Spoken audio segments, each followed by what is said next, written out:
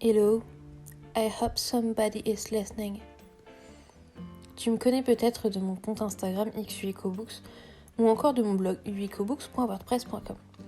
Mais ce que tu ignores sans doute, c'est qu'avant ces deux médias, j'avais une chaîne Booktube. Je t'arrête tout de suite, ne cherche pas les vidéos, elles n'existent plus. J'ai tenu cette chaîne Booktube pendant quelques mois, voire années, mais j'ai fini par abandonner, et ce pour plusieurs raisons. La première, le manque de temps.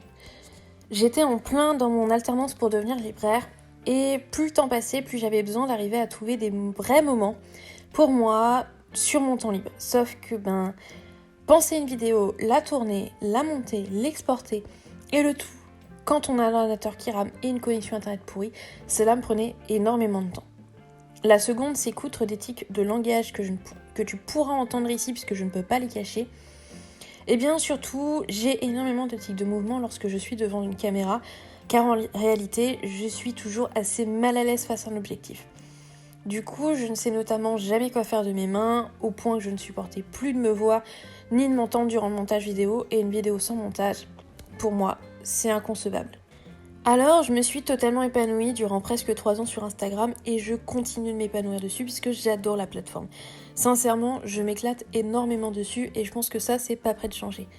Sauf qu'elle a bien un défaut, qui est selon moi un défaut important quand on veut parler de livres, c'est qu'il y a un nombre de caractères limité dans les posts. Parce que des fois, quand j'ai envie de te parler d'un livre, en fait, je réalise que je manque de place pour te parler de tout ce dont j'aimerais te parler à propos de ce livre. Et donc soit je dois tourner différemment les choses, soit je dois faire des coupes et zapper des aspects dont j'aimerais te parler. Et dans les deux cas, je suis rarement satisfaite parce que je suis un peu perfectionniste et finalement devoir zapper des parties et des passages de ce que j'aimerais te dire sur un livre, ça me dérange quelque peu. Mais sur Instagram, j'ai pas d'autre solution. Alors j'ai ouvert un blog que j'ai tenu de façon plus ou moins régulière pendant quelques temps, on va dire un peu plus d'1 an. Sauf que je dois t'avouer un truc.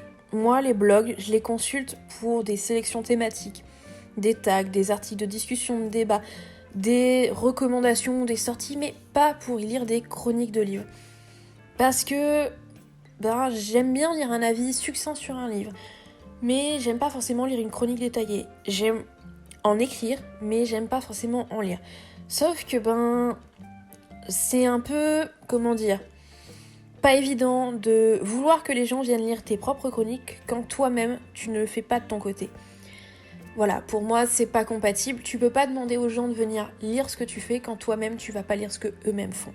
Et puis il faut admettre que penser un article, ou en tout cas une chronique, faire un plan, faire un brouillon, faire la rédaction finale, corriger, toutes ces choses-là, comme pour le montage vidéo, comme pour faire une vidéo, ça prend du temps. Et les chroniques sur les blogs, je trouve que c'est pas forcément très rentable en termes de temps par rapport au ratio au niveau des vues.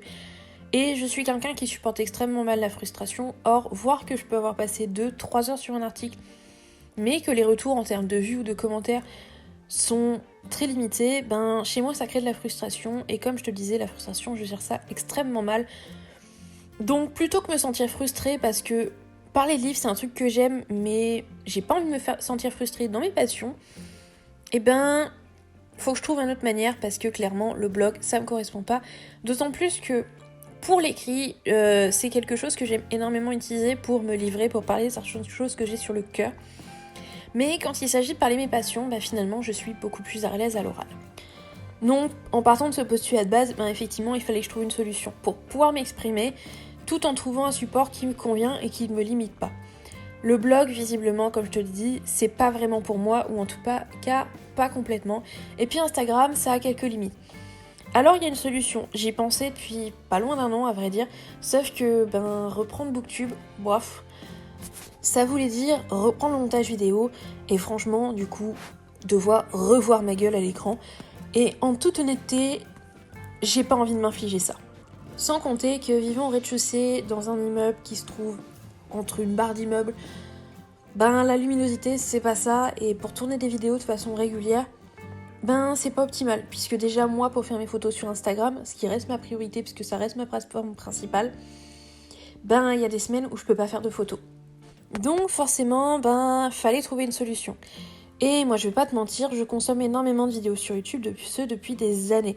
Donc quand je dis des années, ça doit faire un peu plus de 10 ans. Mais en général, j'ai plus tendance à mettre les vidéos en fond sonore et à faire quelque chose à côté. Je vais les regarder d'un œil, mais je vais rarement être complètement juste dans la vidéo. Et encore plus quand on parle le livre, parce que, à mes yeux, et ça ne concerne sans doute que moi, j'estime que je n'ai pas besoin de voir la personne qui me parle du livre et qui me brandit le livre devant la caméra pour entendre de quoi cette personne veut me parler. Si j'ai envie de voir des informations sur le livre, je peux très bien regarder dans la barre d'infos ou à la rigueur je jette un œil à la vidéo. Mais je ressens pas le besoin, pour parler de livre, d'avoir l'image tant que j'ai le son. Parce que finalement, quand je vais regarder une vidéo Booktube, j'ai un peu l'impression d'être avec une copine qui va me parler d'un livre et va me dire « Ah tiens, j'ai lu ça et voilà ce que j'en ai pensé ». Et dans ces cas-là, j'ai pas besoin d'avoir le livre sous les yeux ou quelqu'un qui me fait des gestes devant une vidéo.